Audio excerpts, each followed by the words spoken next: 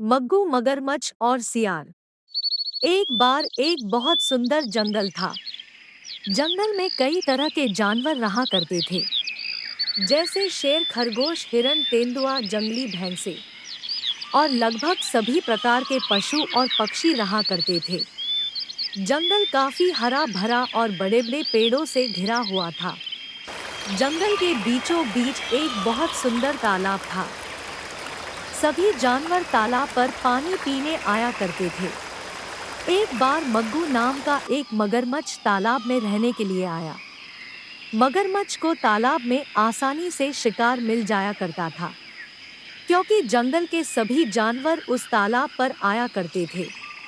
मगरमच्छ काफी बड़ा था, इसलिए वह बड़े जानवरों का भी शिकार कर लेता था। मगरमच्छ के तालाब में आ जाने पर सभी जानवर तालाब पर आने से डरने लगे, तो कुछ जानवर जंगल को छोड़कर जा रहे थे।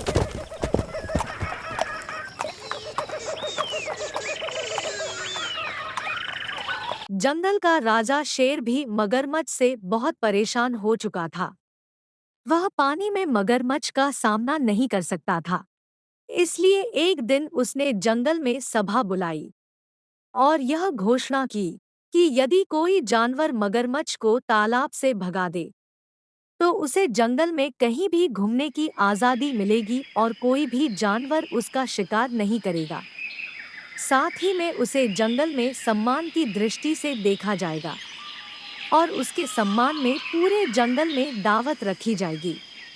जंगल के राजा शेर की यह बात सुनकर सभी जानवर मगरमच्छ को तालाब से भगाने का उपाय सोचने लगे। तालाब के ही पास में एक बूढ़ा सियार रहता था। वह रोज कुछ मूर्ख जानवरों को मगरमच्छ से लड़ता हुआ देखता था, किंतु मग्गू मगरमच्छ एक ही वार में जानवरों को मार देता था। अब तो मग्गू मगरमच्छ के आनंद की सीमा न रही। अब उसे शिकार करने में कोई परेशानी नहीं होती थी, क्योंकि शिकार स्वयं उसके पास आ जाया करते थे। मग्गू मगरमच्छ का आतंक अब और भी ज्यादा हो चुका था। कुछ छोटे जानवरों ने तो तालाब के पास आना बंद कर दिया। अपनी प्यास बुझाने के लिए उन्हें अब जंगल से बहुत दूर जाना पड़ता था। तो इधर कुछ जानवर मगरमच्छ से लड़ने की सोच रहे थे। सभी जंगली जानवर प्यास के कारण इधर-उधर भटक रहे थे और मगरमच्छ के जाने का इंतजार कर रहे थे। एक बार दो शक्तिशाली बाघों ने मिलकर मग्गू मगरमच्छ पर हमला किया। सभी जानवर मगरमच्छ और बाघों की लड़ाई को देख रहे थे। पूरा जंगल बाघों की दहाड़ से दहल उठा। काफी देर तक भयंकर लड़ाई चलती रही, किंतु पानी में मगरमच्छ को मार पाना असंभव था। बाघों ने मगरमच्छ को घायल अवश्य कर दिया था, लेकिन वे स्वयं भी बुरी तरह से घायल हो चुके थे।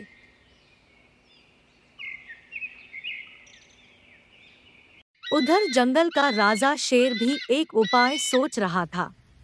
उसने सोचा कि पानी में मगरमच्छ को नहीं मारा जा सकता, लेकिन रात के समय सभी मगरमच्छ किनारे पर आकर सोते हैं।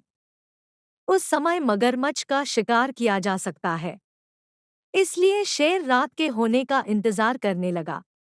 समय बीतते बीतते रात होने लगी।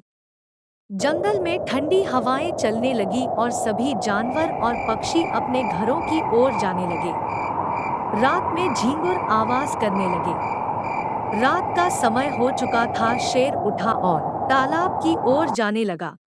तालाब के पास पहुंचने पर उसने देखा कि ठीक उसके मुताबिक मगरमच्छ किनारे पर सोया हुआ था। शेर चुपचाप मगरमच्छ के पास पहुंचा और उस पर हमला कर दिया। दोनों में भयंकर लड़ाई शुरू हो गई। रात के समय सारा जंगल शेर की दहाड़ से गूंज उठा। शेर ने मगरमच्छ को काफी घायल कर दिया, लेकिन मगरमच्छ ने शेर की पूंछ काट दी। शेर दहाड़ता हुआ वापस अपनी गुफा की तरफ चला गया।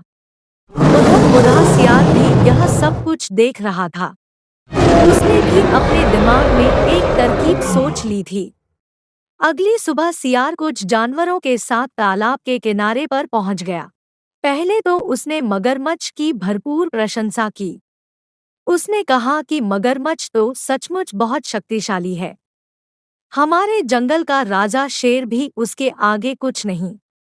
यहाँ तक कि दो दो बाघ मिलकर भी उसका कुछ नहीं बिगाड़ पाए। मगरमच्छ तालाब से यह सभी बातें सुन रहा था। अपनी प्रशंसा सुनकर वह फूला नहीं समा रहा था और सियार उसकी प्रशंसा करने में लगा था। लेकिन तभी सियार ने बातों को घुमाते हुए कहा कि यह मगरमच्छ शक्तिशाली तो है मगर उसके पास बुद्धि की कमी है। इतना शक्तिशाली होते हुए भी वह इस छोटे से तालाब में रहता है। यदि मैं उसके स्थान पर होता तो जंगल के बाहर वाली बड़ी नदी में जाकर रहता। उस नदी पर सबसे ज्यादा जानवर आते हैं और वह बहुत बड़ी है। इतनी शक्तिशाली होने का क्या फायदा यदि इस छोटे से तालाब में रहना पड़े तो। यह कहकर सियार चला गया। मगरमच्छ को सियार की बात कुछ रोचक लगी। उसने सोचा कि यह सियार बिल्कुल सही कह रहा है। मेरे जैसे शक्तिशाली मगरमच्छ को इस तालाब से बड़ी नदी में रहना चाहिए। उसी रात मगरमच्छ तालाब को छोड़कर जंगल के बाहर वाली नदी में जाने लगा। नदी के पास पहुंचकर बिना सोचे समझे उसने उसमें छलांग लगा दी। वहां पानी का बहाव इतना तेज था कि मगरमच्छ बहता चला गया और एक बड़े झरने से नीचे गिर गया और मर गया। धन्यवाद।